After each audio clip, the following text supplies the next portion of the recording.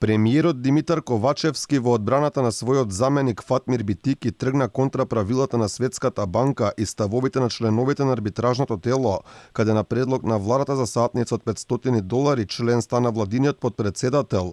Иако јасно е напишано дека ова арбитражно тело не треба да се меша со политиката, член на предлог на македонската влада е вице-премиерот за економски прашања, но и партиски подпредседател на Ковачевски во СДСМ.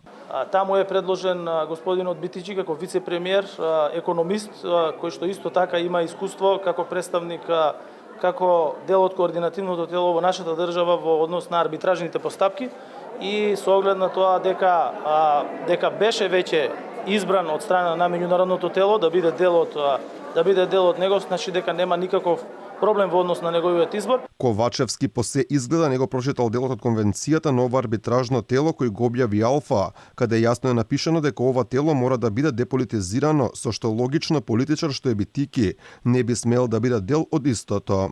Телото е независна, деполитизирана и ефективна институција за решавање спорови. Незината достапност до инвеститорите и државите помага да се промовираат меѓународните инвестиции преку обезбедување на увереност во процесот на решавање спорови. Дека изборот на Битики може да биде проблем, за Алфа изјави црногорскиот адвокат и член на ова тело Александар Ѓуришиќ. Според него секој член мора да биде независен кога е во прашање политичката позадина, која за Битики може да биде причина тој да биде разрешен. Согласно со резолуцијата, членовите мора да бидат независни од владата, односно државата и пред се партијата. Независноста е основ за престанок на мандатот. Се тоа стои во резолуцијата за престанок на мандатот, која е усвоена од 170 земји.